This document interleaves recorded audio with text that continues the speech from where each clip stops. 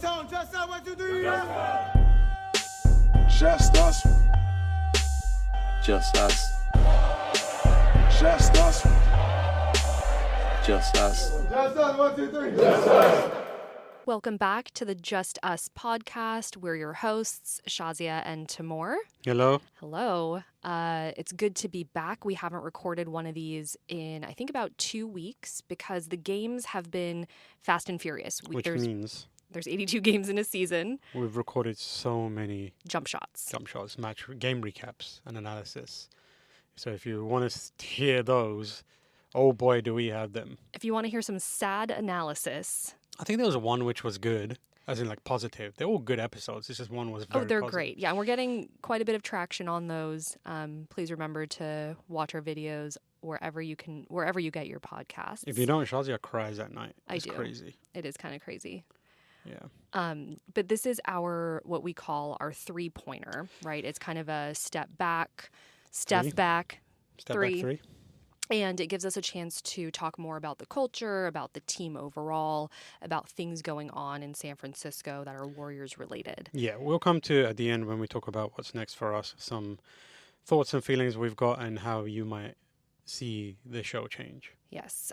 So today we're going to be talking about where we are as a team. Mm-hmm. We'll be talking about an event that we went to where Steve Kerr and Sam Altman were there. We went to Steph Curry's new bourbon bar, which was interesting. We'll talk about Steph Curry's book, Shot Ready, and then we'll conclude, as Tamoor said, with some ways in which you can engage with us and kind of a look forward to what we have planned. I don't like it when you say my full name. I know, it kind of feels weird, Yeah, it but sounded it's your weird. official podcaster name. Yeah, I guess. I Yeah. guess, yeah. Yeah. What do you want me to call you? What do you usually Steph call me? Curry's biggest fan. I don't know if I'm the biggest fan. I think it would be You're up there. presumptuous. A lot of times I find Tam watching Steph Curry videos, just unprompted. He'll be sitting there watching all of his best shots. Yeah. And he's just smiling just to moments, himself. Yeah, it's great. Very heartwarming. Way downtown. Bang. Bang, bang. Bang. You hear Oh, that what a a shot lot. from Curry. Actually, You hear, what a shot from Curry so much in this. so much. And I just got to that part in the book, in his Yeah. book, where he was recounting that moment, Yeah. which was really We'll come cool. to- He's also my phone background. He is. I used to be the phone You got background. replaced real quick. I got replaced. And you will not complain about it because After you know. I was your phone background for maybe a solid month after we got married, Mhm. and then I got replaced Then I realized my priorities needs to go back to to basketball. yeah, exactly. And now I've got Steph Curry. Yeah, I'll never be there again. No, sadly. You were there yesterday for a little bit, actually. Oh, do you have the rotating? Yeah, and I went and turned that off and put it back on Steph Curry. Okay. Makes sense. Where are we as a team? Okay, so we're 10 games into the season. We've won 5 games and we've lost 5 games. So we're just middle of the road at 500. It's disgusting. Yeah, I know. We don't like to be at 500. We need to be above 500. Yes. And 500 is basically like when you've won as many games as you've lost. And typically teams that are at 500 or below don't make the playoffs. No, they're in the mid. Or at best they get into the play-in. I agree. Sometimes. I mean, it Sometimes. depends on how The well others. the other teams are doing in your conference.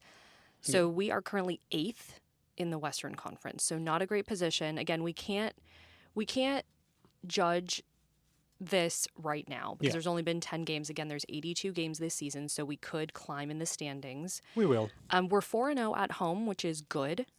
So we've won 4 games at home, but we've lost. We're 1-5 on the road. Opposite of last season. Yeah. We were really good on the road and terrible at home.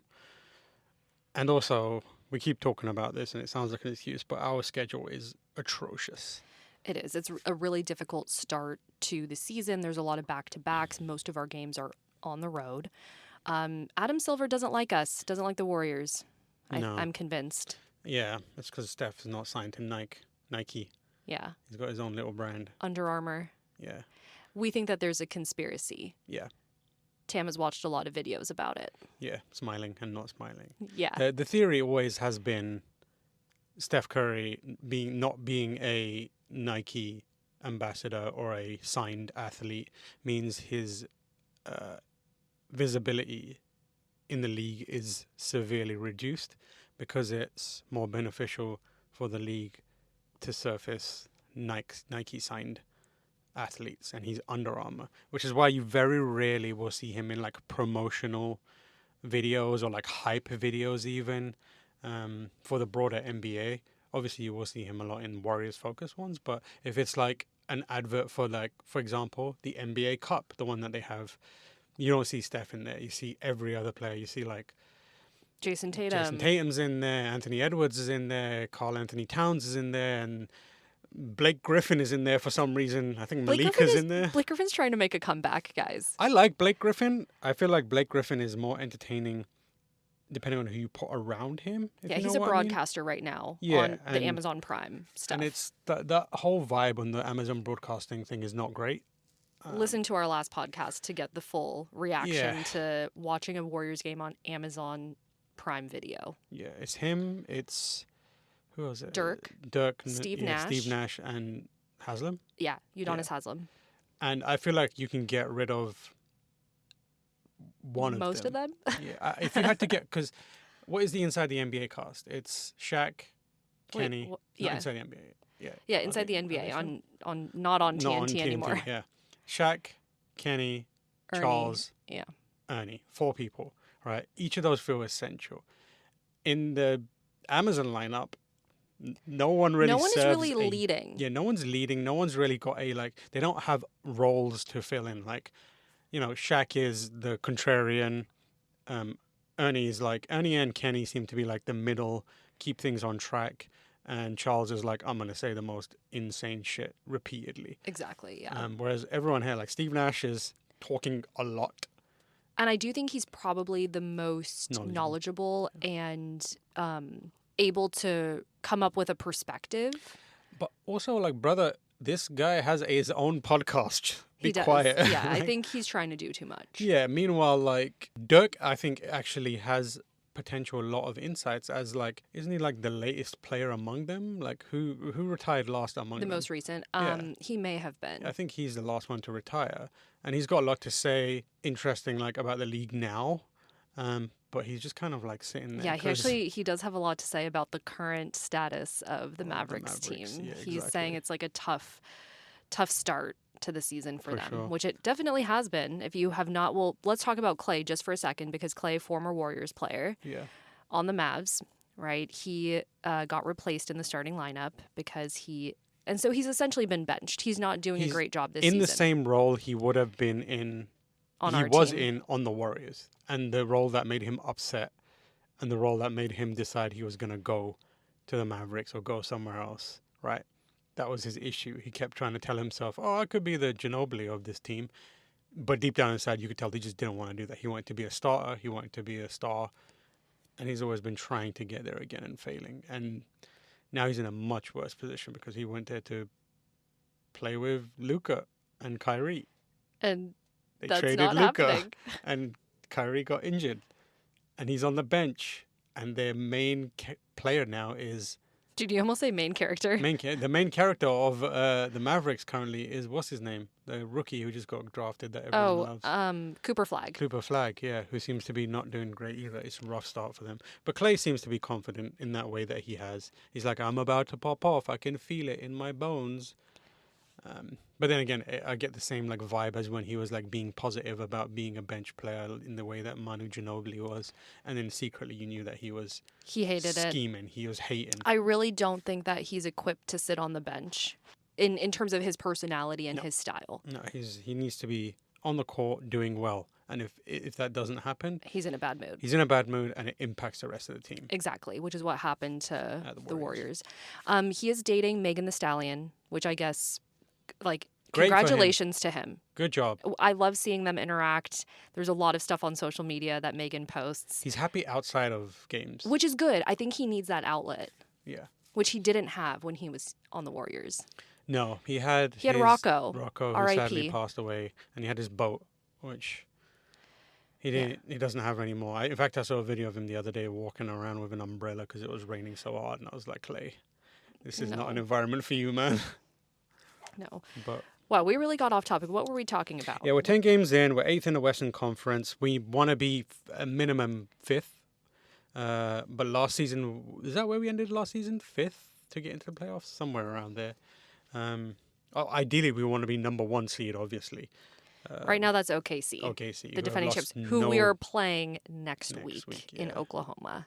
On another part of a weird schedule. But on top of that, Steph has been sick this week. Got himself a little cold, unfortunately. Seems like more than a little cold. He's missed now 2 games. That's very un-Steph-like. But I'm glad he's like looking after himself. The days of flu games are over. Especially when who knows what he could have had. He could have like a new awesome strain of COVID that has been developing inside the body of Steph Curry. Wow. And is like unstoppable. I want it. Yeah, I need it. We should compare Steph's flu game to Michael Jordan's flu game. Michael Jordan's was considerably better, let's just say. No, I mean, actually, Steph did really good in the game. He did okay. He missed a bunch of threes. He's been doing that. Jordan was just popping off the entire time. True. Yeah. Al Horford. The bench is really warm. Like, he's keeping that bench real warm. He was sitting in between 2 seats. He so took up the big. space of 2 seats on the bench. He's so big, he couldn't sit on one. Because there were 2 empty seats, but next to each of those empty seats, there was a person. And if he sat on either of those empty seats, he would be pushing that person, like, off their chair. If only he could do that on the court. So exactly. You know? Box out. He's Yeah, boxing box out out. 2 people sitting down, but then he sat in the middle of 2 chairs and that's the only way he could fit, which is incredible. But yeah, he's been not playing very much. He's not been shooting threes very well. He's had a few flourishes of defensive maneuvering that has helped us. But otherwise, he still feels like he's adapting to the new Warrior system, which he's not used to. I'm hoping that he starts showing more consistent flares of being valuable to us, because the whole discussion around him is like, we need him fresh for the playoffs. But if he's not doing anything right now, he's not going to magically turn it on at the playoffs, right? Yeah, I think it's been a slow start for most players this season. As a reminder, we still don't have Seth Curry or D'Anthony Melton, so I'm hoping that with their energy when they come to play, it'll change the dynamic of the team a bit. Yeah, Seth is supposed to arrive this month. This month? Oh, in November, right. Yes, so he'll be here, which is hopefully good, because the issue we're having right now is we don't have a secondary shooter that's good and consistent. Buddy Hield, unfortunately, is missing layups right now. And Buddy will get there. He did that last season as well, where he was like ass for ages and then just was like, I'm the greatest three-point He'll shooter. have like 10 good games this season. Yeah, exactly. We hope it's more. We're hoping Seth is more consistent. Yeah, and we thought, Kuminga had a great few first games, but it's tapered off since then. Yeah. He was scoring, 20 or more points. It's significantly decreased since then. So we really need, outside of Steph, we need Jimmy, Kuminga, and a third, double-digit scorer. Yeah, and not to say, Seth can definitely be that, but also I think the introduction of D'Anthony Melton will take the pressure off a few different positions, because he's very good at defense. Yeah. That boy's got long arms, and he also will regularly shoot a jump shot, and his percentage is relatively good with that, if I remember correctly. So that will be nice as well to have. And then it's been a slow start, like you said, for Jimmy as well. He's been injured. He has been injured a lot, back injury, now potentially a shoulder injury from when he was clutching his shoulder last night. Some positives, I guess. Moody is back from injury. He's been doing well, hitting his shots. I mean, not last night, but he has been hopefully someone who can be consistent, a consistent scorer for the team. It feels like he's warming up. He's slow to start again, like everyone else. But at the very least, he's more consistent than Pods and Kuminga are currently. And then the other big bright spot is young Will Richard. Young Will, who is our everyone rookie. is just everyone is just like, oh my god, this guy is too legit to quit. He's one of the only rookies this season who has scored 30 points. With the other one being VJ Edgecombe. Yeah. But Will Richard's pick was way lower than VJ 56, Edgecombe's. was he? Or something 30, in the 50s? I think it was in the 30s. Oh, maybe you're right. I thought it was in the 50s. It may have been. I Yeah. don't remember. But he has that mentality that it seems like everyone is really pointing out is good. Where He's got that dog in him. he has as that dog. as He's they say. currently the only one showing he's got that dog in him. Yeah. Even like you expect Jimmy to have that dog in him, but he's not. And he had that interview where they were like, "Oh, you got a 30 in your first start game. How does it make you feel?" And he was like, "This sucks. We lost." Yeah. I was like, "That's That's a the right good sign. mentality. That's a Yeah. good sign. He's not out for himself." But yeah, that's where we are as a team. We'll see. There's only way to go up is up. The only place to go from here is up. Right. Inshallah. Yeah. I hope we go. Say inshallah. Inshallah. Hopefully we Find them. rise to the top. Yeah. Number 1 seed. Let's go. Number 1 seed. Let's go. All right. Let's talk about Steve Kerr and Sam Altman. There was an event that we Diabolical went to. pairing. Really, honestly, it just doesn't make sense. Make it make sense. But this was a conversation on leadership and innovation. And it was at the Sidney Goldstein Theater in Hayes Valley. It was a well-produced event overall. It was theater style, so they were up on stage with a moderator. I would like to say within 5 seconds of it starting, a random member of the public jumped up on stage and tried to serve Sam Altman with a subpoena. Yeah, it was amazing. Which was incredible. It was crazy. Steve was just sitting there looking up, smiling at everyone. Yeah, like security had to get involved. Yeah, and drag this dude, who clearly knew he had not a chance in hell of successfully serving that subpoena, because he made a big song and dance about it. So it's like, you're trying to be the main character for a minute. If you wanted to actually successfully serve it, you'd be a little more stealthy about it and just be like, hey, oh, you dropped this. Yeah, I mean, it's surprising that he got on the stage, Yeah, I think, in the first place, right? Exactly. But this was supposed to be a conversation on like what's motivating both Steve Kerr and Sam Altman. Sam Altman, by the way, is the CEO of OpenAI, the ChatGPT. The GPT the line GPT of thing. Nonsense. They were meant to talk about, like lessons learned along the way, success and failure. And both the Warriors and OpenAI are based in San Francisco. So the conversation was about how they see San Francisco evolving and transforming in the broader scheme of things. Tickets we purchased to go, and the portion of the proceeds for that go to the Kerr Family Fund, which is used to help people get into education, study abroad, that kind of stuff. Lots of good giving back to the community, and also Lyric as well, which similarly looks out for people from diverse backgrounds of, racial, religious, sexual, gender, that kind of stuff. So that was that made it a little more palatable to be at an event with an AI man that I vehemently disagree with. It was a very techie crowd. Yeah, there was one kid who was wearing a Warriors hat, and there was only one child there. It was, and yeah, I looked at him, and he was watching, and I was like, I know why you're here, because I'm here for the same thing. Yeah, and we're gonna leave a bit disappointed. They left early. That kid was like, what? He what was is so he talking bored. about? I got bored not listening to Steve Kerr, but listening to Sam Altman, who literally cannot form a coherent sentence. As he was asked a question, would wait like 20 seconds before starting his thought. And you expect he's formulating something very Profound. insightful, profound, and no, it's clear that he doesn't have much awareness or understanding about what's happening in the world around him, without looking at it through the lens of how OpenAI fits into the world and what benefits it can bring to the world, not because it's beneficial, but because it will help OpenAI as a company. He is a capitalist with schemes on introducing a disruptive technology, but isn't capable of even trying to present it as a thing that's good successfully. Yeah, and so there was a bit of, I think Steve Kerr's on one end of the spectrum, always trying to do good for the community. He's always thinking about other people. And then we have Sam Altman, as you said, a capitalist who very much so seemed like he's in it for himself. Yeah. But was trying to present the kind of image that he's not.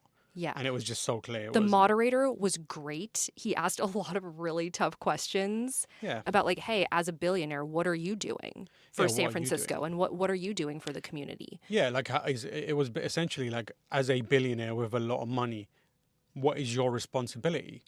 And two very, very different answers. Like, Sam didn't even answer the question. He didn't answer He it. just He did, he deflected. talked. He spoke a lot of words, but didn't say anything, and deflected. And by the end of it, there was kind of like this silence where it was like, you didn't say anything.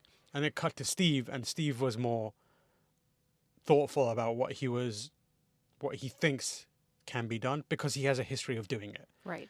And that was, I think, where some humanity and life was injected into the discussion. Yeah. I think one of the interesting insights that we didn't fully realize before, Steve Kerr was talking about how AI and data are being used currently within the Warriors organization. Now, this isn't fully AI, but they're using facial recognition in their training facility to capture each player, how many shots they took during practice, how many went in, the arc of the shot, And where. and where it was from. I Yeah. find that to be incredibly fascinating. So they're going to have data compiled on all of their Everyone. players after every practice. And the fact that the practice facility recognizes the player when they step onto the court and will immediately start logging it is pretty interesting. I think the stuff that Steve was talking about wasn't in lockstep or in line with what Sam Altman has made and is trying to propagate. There's a disconnect there. There's like a layer removed where Steve is talking about automation of data gathering in a very specific case. Whereas it's holistic, right? Where player walks in, data is gathered, spat out, and then humans sit down and interpret And analyze it, yes. Whereas Sam Altman's thing is, I am taking data from everywhere. Here's something that you should do with it and try and implement it, which is not what Steve is talking about, which is, I think, a much more tricky discussion topic, which even Steve does broach at some point. Yeah, it was interesting to hear when it's like, okay, well, how can we apply, or how can the Warriors apply AI in real time to game situations, which I'm fully against. I don't, hate the sound of you know, how do you use AI to predict or to basically generate a play for Yeah. the team, or to come up with substitution patterns, or, you know, the game will become so boring at that point. Yeah, it's funny because he talked about the firstly, Steve didn't seem very convinced. No. He was pontificating about potential, almost it seemed like out of politeness, because Yeah, because he was forced to be in this conversation. He's like, oh, maybe we could use it during games to like suggest plays, and immediately I just like winced at the idea of it, because if you use that kind of AI is going to create a standard format for you, right? It's going to be like, this is the most efficient thing that you can do, which utterly removes any sort of like creativity, any sort of like drama and tension from what you can do. And it also does what everyone is afraid AI could do, which is take the human's brain out of it, and just people are just going to start relying on it. And if something goes wrong, it's the AI's fault. And if players are discouraged from bringing their own creativity to it, the game becomes boring. And that's why a lot of times you'll hear about high basketball IQ. Yeah. Some players have it, other players do not. Yeah. Draymond Green is a perfect example of a high basketball IQ player. Will Richard as well. Will Richard as well. They see things that can change the course of the game, and they're the ones that then lead their team to implement those changes. Yeah. It's not a computer or an AI telling you what to Floor do. generals. Yeah, so they're the ones that champion the course of the game. And they're the only ones who can look at what's needed beyond statistics. And AI can look at numbers and letters and tell you what's needed. And AI can't look like Draymond Green can at Jonathan Kuminga and say he looks tired, so we need to change or he's not playing well right now, we need to change our approach. He can't look at, Steph. Only he can look at Steph and know, oh, I know what the play needs to be because I've played for years with Steph, and I know what he needs right now, or what we potentially could do, the avenues of attack or defense that we could approach. Whereas the AI is going to give you one thing and be like, oh, here's a few options, and it completely removes the human element of it and effectively makes a simulation of it. You can do these in video games. Like you can go, there's a whole series of games called Football Manager where you don't play the actual, or the main focus of it isn't to control the soccer players. It's just to put people in positions and then simulate a match. And that is not what you want, right? You want those moments. Like you're never going to get those standout moments. For example, that legendary, Steph Curry 3, way downtown, bang, bang. And AI would not allow you to do that. No. Because that's such a low percentage shot. But the only reason the AI would suggest it is if it's got crazy amount of data on Steph and has enough data of what's happening to predict that such a lowest likelihood shot is worth it, and it's never going to do that. Only Steph can do that. Like he can feel it. Yeah, it's a momentum thing. It's basketball at the end of the day is a game of runs. You go on your run, you hope that your run will end up, leading you to victory. I don't think an AI can predict that momentum swing. No, and funnily enough, it also kind of removes the thing that Steve emphasized in the conversation, which is playing with the Warriors' values, which are joy, compassion, and competitiveness, just to name a few. Once you bring an AI into it, AI isn't able to create situations where it can advise the players to play with joy and compassion or competitiveness. It's a cold, unemotional third party who's guiding the play that is going to suck the joy. And AI does not mesh with the ethos and fundamental mentality of the way the Warriors play. Exactly. Well, let's talk about joy, because that has been one of the main values that Steve Kerr has touted. Steph Curry, obviously Jimmy Butler. He found his joy. He found his joy. He plays a lot of his big face merch has the words joy written all over and they it. result in involuntary joy. Yeah. One of the examples that Steve Kerr gave about emulating joy is that after every home game, they invite the kids and family of the players to the practice courts. And, win or lose, families are going to gather and the kids are going to be out there playing and having fun. They do pickup games. Yeah, which honestly sounds amazing. So even after a tough loss, you're able to still feel that joy because you're surrounded by your family, people you love, etc. It's an immediate reminder of what basketball is beyond a win and loss statistic. If you win, you don't let it go to your heads because you see the real value of basketball when you see kids and families playing. If you lose, it pulls you hopefully out of that doldrum because you see, it's not about just win-loss records or percentages. It's about the smile on that kid's face right now. Exactly. I don't remember Sam Altman's response to his values. Genuinely, I don't mean to be rude, but he had zero interesting things to say. Shocking from someone who's been held up as like a genius or something. He is. I feel like you could remove him from that conversation and it would be way better. And it also wouldn't change because he middle of the road.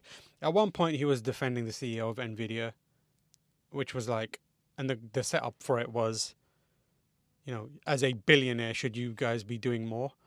And his, like Jensen Huang, for example, should he be doing more? And he was like, I'm sure he is. Or I'm sure he wants to. It's like, what? And how do you know that? How do you know that? And what is stopping from this man who has billions from helping? Because the intent isn't there. They just signed up to work with Palantir. So I don't think they care. Yeah.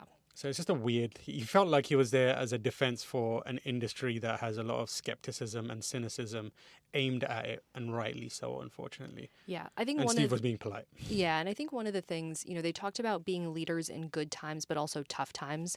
So Steve Kerr has led his team, during championship winning seasons, but also during James Wiseman era.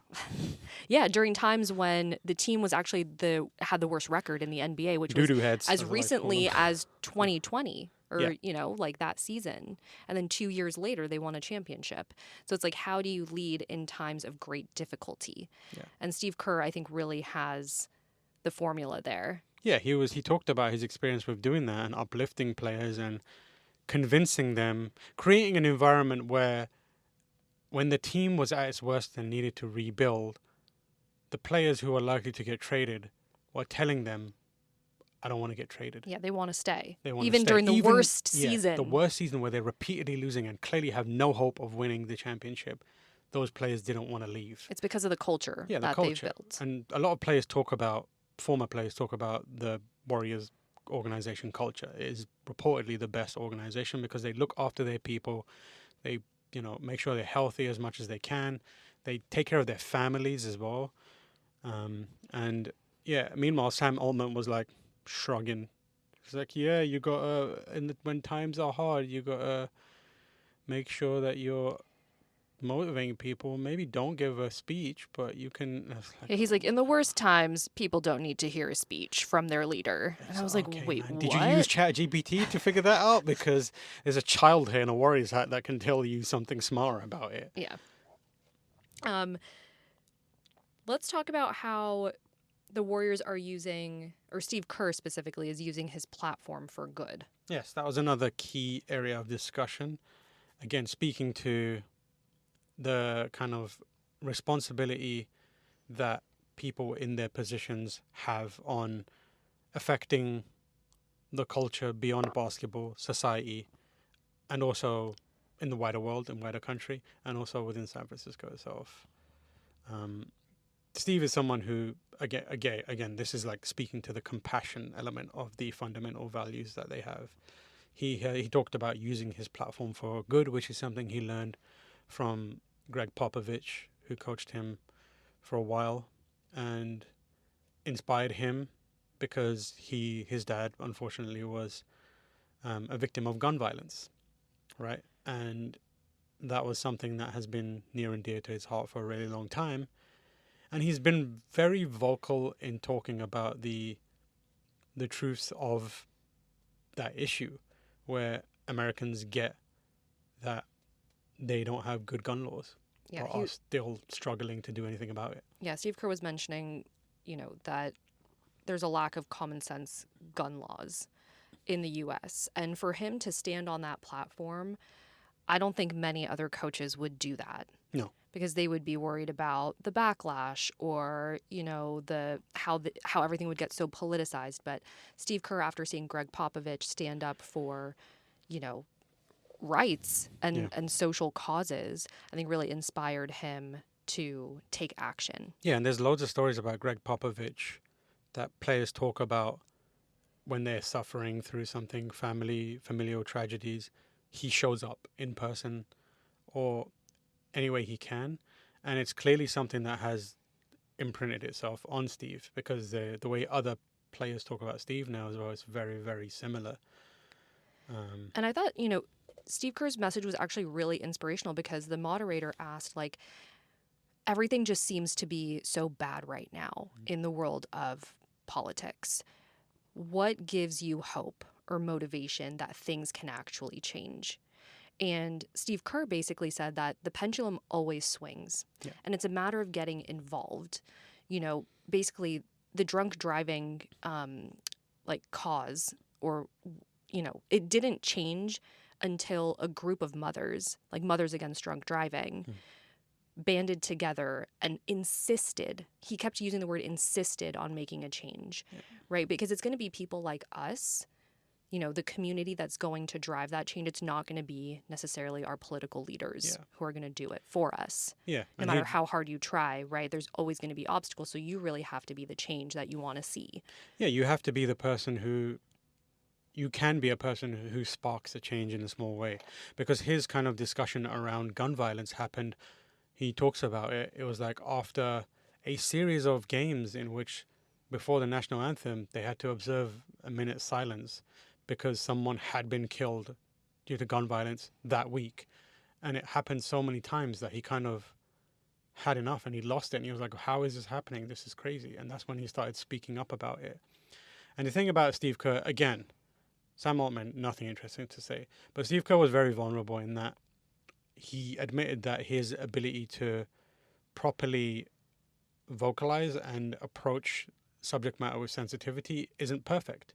He talked about during the BLM era where he was speaking up and was told, hey, the language you're using isn't likely, it doesn't sound like it's in line with your values and your morals. You're expressing yourself in a way which is not consistent. So he went and approached people who are experts in the subject and learned about it, and then adjusted the way he talks about it so he can be more effective as kindling for something, to spark up there and a movement to happen. So he's doing things again. It seems like a genuine and valuable step to take for him, which is again a good sign for people who have interest in the sport beyond, the win-loss ratios and that kind of stuff.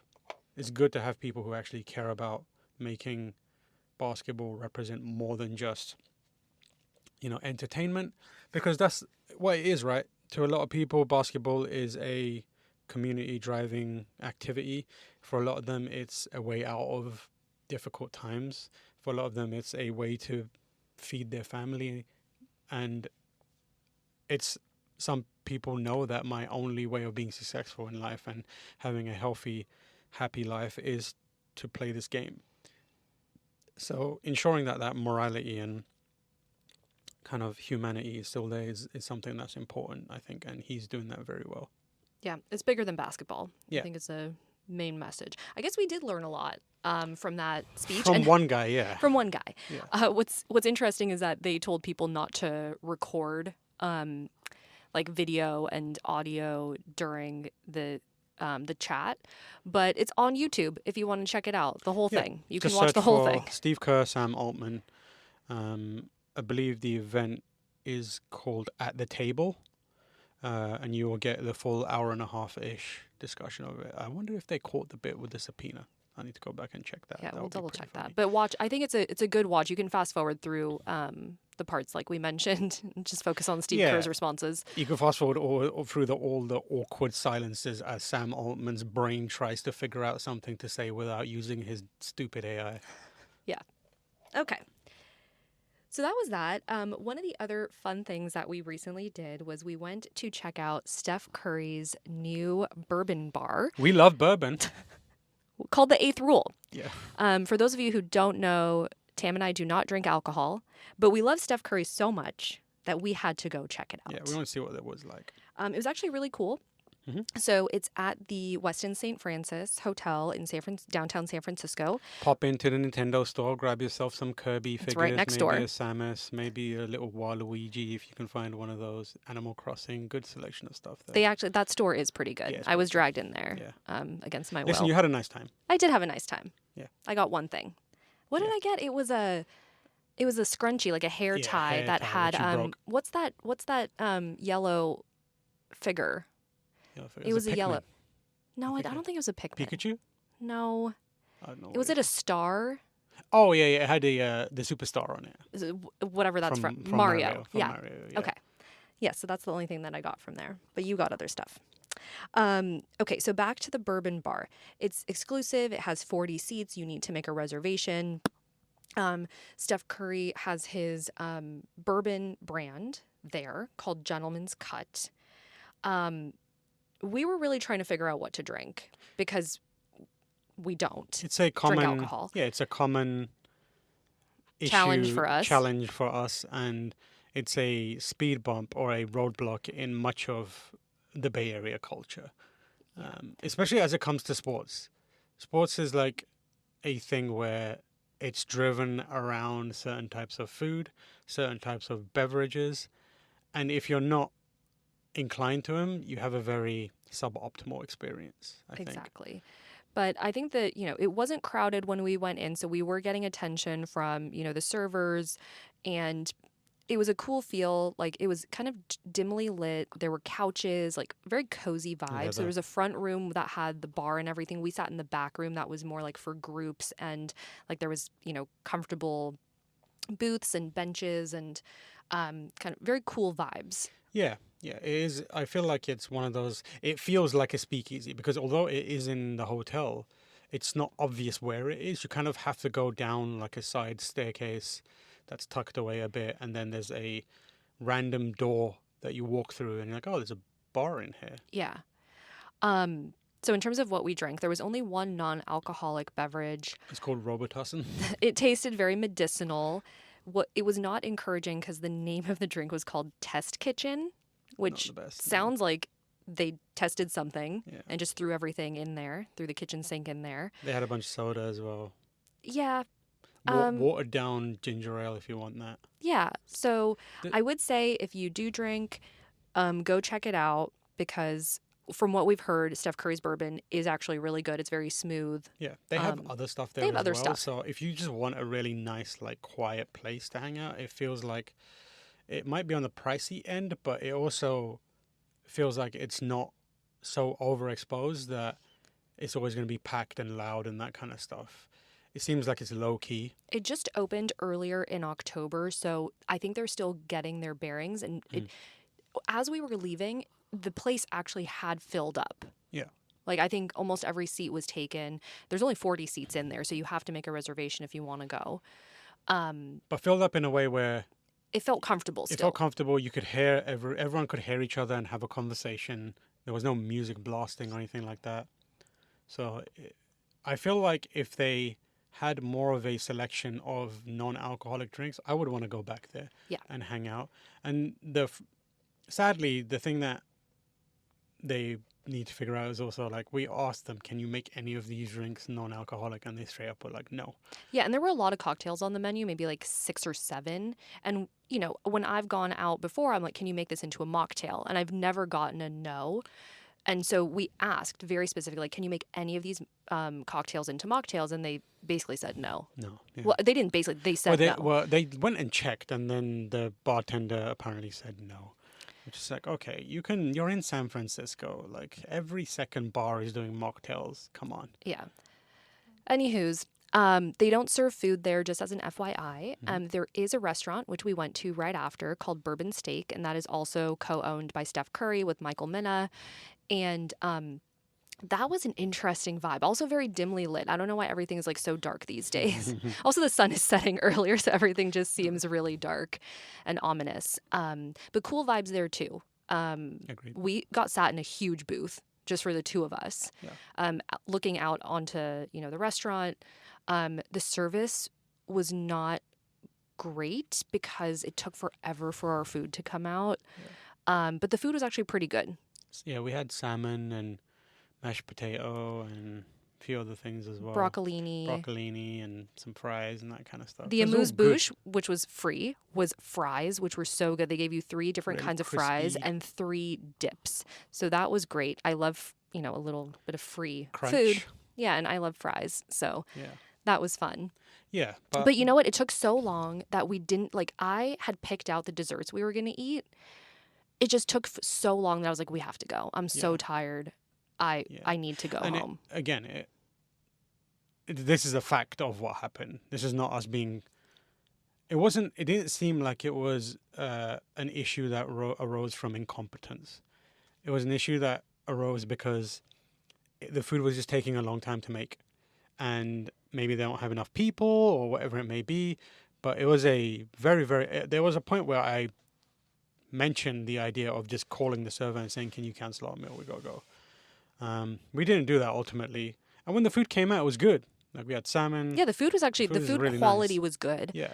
But it took so long that our conversation, we ended up talking about 3D printers for a long time. Listen, okay. Well, that's what I remember most about that meal is being very forced to talk about 3D passionate printers. about forced. But yeah, I would go back maybe just to try the desserts. They had this really good, like, iced, like, kind of like mango fruity kind of thing, and then they had beignets. Like, I really need to go try those we'll desserts. Pop back once we go to the Nintendo store again. Okay, sounds good. But for those, like, the Westin St. Francis, like, it's a nice, like, I've been in there just to look at, like, holiday decorations and other things, but now their entire lobby, like pre-lobby area right when you walk in is this restaurant and bar, and like they have another bar at the front, so that's not Steph Curry's bar, but they've basically taken over the whole hotel. Yeah. Yeah. It reminded me a lot of Harrods Yeah, in London. it kind of had like an upscale Yeah. bougie vibe. Exactly. Okay, so that was that. Let's talk about Steph Curry some more. How about that? Let's talk about his book Shot Ready, which recently released. We have 2 copies, one for our display case, our Warrior Shrine, and one that we are able to touch and read. But I'm actually listening to it, the audio version, on Spotify. If you are interested in that, I would highly recommend it. Steph Curry only narrates the preface. Yes. He does not narrate the rest of the book, but I like the voice of the narrator. I think he's one of the more well-known ones. I forget his name, though. But, smooth voice, like easy to listen to. I did have to put it on 1.1 or 1.2 speed to keep me engaged and interested in the conversation. But the preface is so good that I listened to it 3 times. Yeah. Not because I have ADHD tendencies, but maybe I do. But I had to restart it multiple times. Yeah. But it was really good to hear his voice and hear him talking about his practice and rituals. Yeah.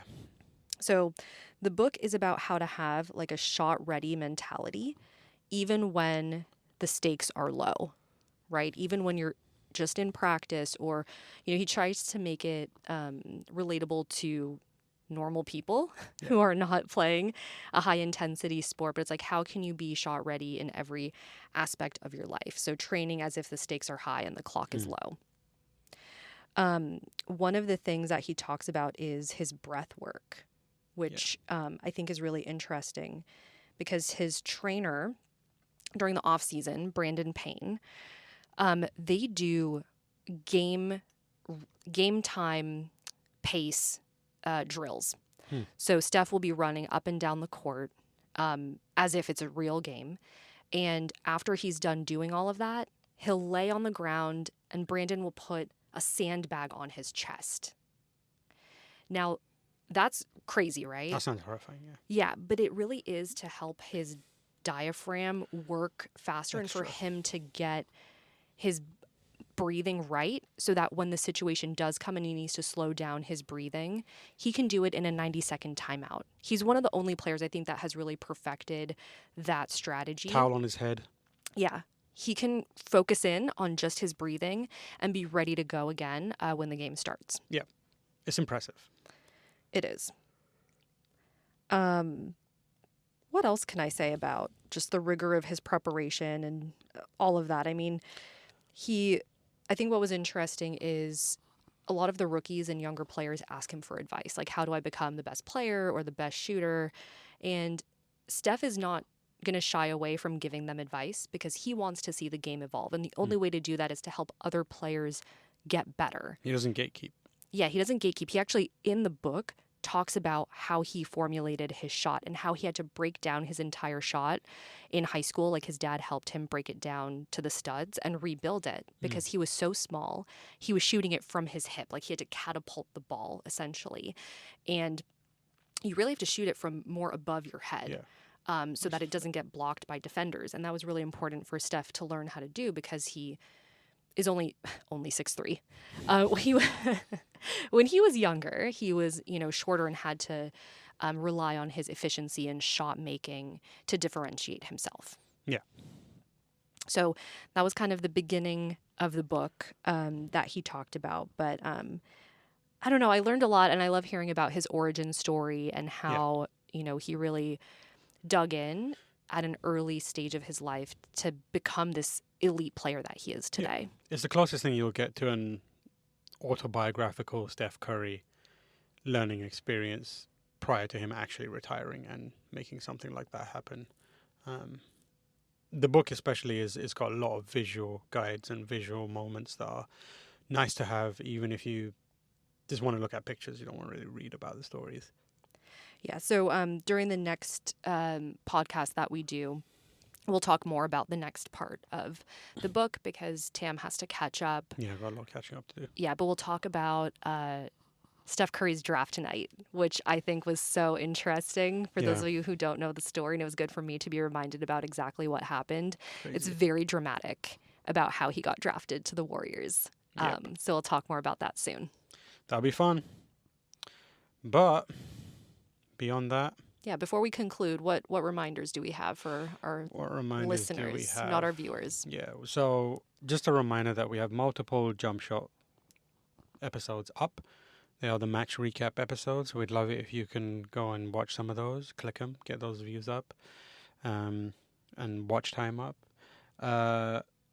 We are going to be figuring out more unique features. We talked about potentially ranking the jerseys. And villains. And another one is villains. Yeah, we're going to put together a tier list of villains in the NBA. So if you have any input into that, let us know. We'll be publishing those on our YouTube channel as well. Those will be more visual as well, so you will see us on there as we slowly start building towards transitioning the podcast into a full video podcast. Might be in our apartment, might have to spend some money and book out the studio potentially. Oh, geez, we didn't talk about that yet. I've been doing a lot of research and Okay. it's not as expensive as you might think, but long term, we'll need the returns to be worth it. Yeah.